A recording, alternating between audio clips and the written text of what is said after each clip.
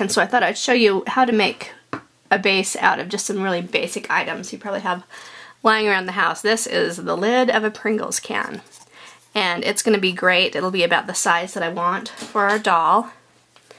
Just kind of measure her on here, and that's what I want, is just a smaller base. You can always get some of the wood bases at a craft store and decorate them how you like, but I just want a nice small one for her. So what I've done is I took a wire, and this is a floral wire again, which is more of a stiff wire, and I'm just adding that to our tube.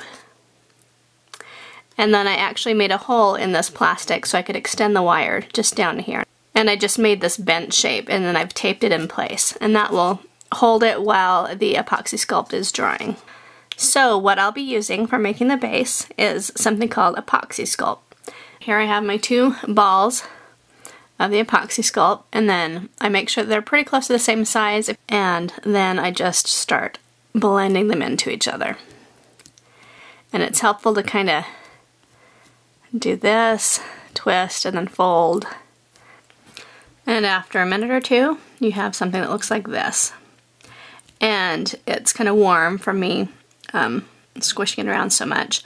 It's water soluble at this point, so water is a great medium to use for smoothing.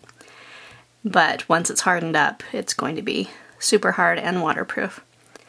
Alright, so now I'm going to use this to fill in around that rod, and my main goal at this point, because this is kind of a preliminary step, it's more like roughing in the base. I just want to make sure I get this rod really secured well. So here I have my glob of epoxy sculpt that I have wrapped around the rod really well, and it goes to the right height.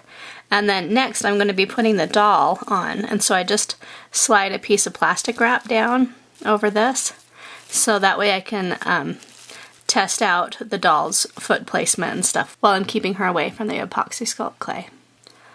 Alright, so with this one we can see once she's in place, she's like still floating on air, so we can add a whole other layer about the same thickness to this before we actually will reach where she's going to be. And what you can do if the base is going to be rather large is substitute some aluminum foil for underneath here.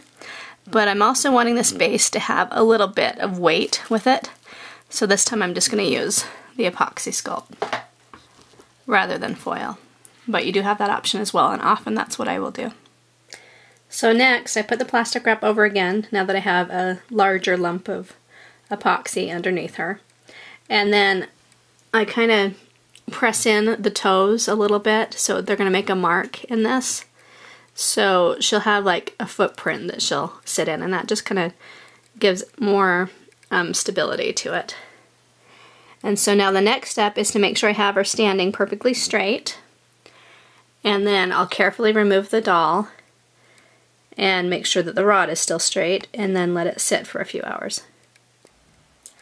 So here's how the base is looking at this point, and you can see I have the doll on the rod now, and this is to check to see whether she'll be standing straight on it, and she looks really good with that. If she's not, then you just kind of adjust it, lean it as you need to, and then just put what I would do, like if you need to lean it forward or something, is I'd put a little bit more epoxy underneath her foot just to kind of tilt her wherever you need her to.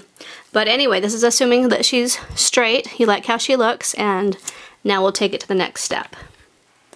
Now with the fairy in place and a little bit of Vaseline under her foot so she doesn't stick to the clay, I'm just kind of filling it out in the front how I want it to be. I like that look, to kind of more support her on that right foot as well.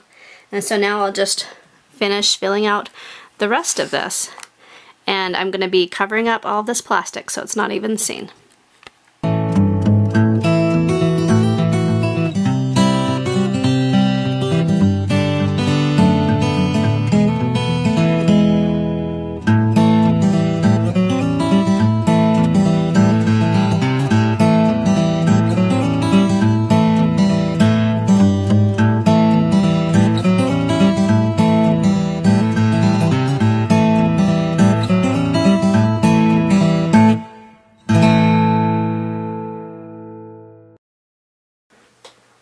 Alright, so now that my hands are nice and clean, I have layered this with a layer of Vaseline, the petroleum jelly, and now I need to just put the doll on here one last time to make sure that in my smoothing and such I didn't mess up what we wanted. And on this side, how her foot is, I want to just kind of squish that up there just a little bit more. Maybe I'm going to lift up her foot a little bit to do that. And then be sure that if you get anything on your doll, you clean her up right away, because you don't want this epoxy sculpt sticking to her body. But usually it will not at this point because you've got that Vaseline there. So just kind of refining that a little bit. Seeing how she looks from this side. She looks really great. Maybe I'll just lift this up just a little bit by pressing from this side, though I don't want her toes embedded in it.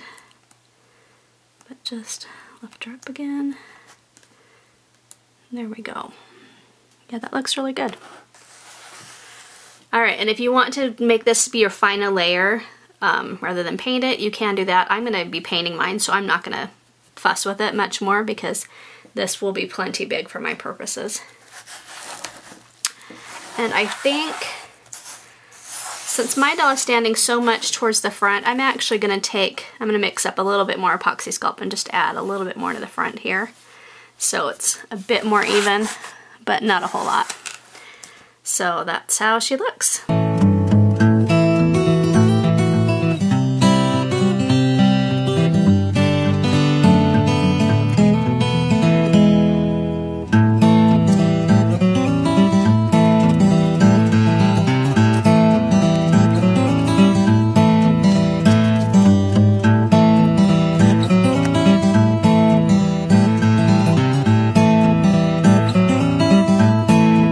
I couldn't find my wax paper, so I made this little setup with some plastic wrap that I coated with Vaseline. So now I just need to let it dry and then we can paint and decorate it.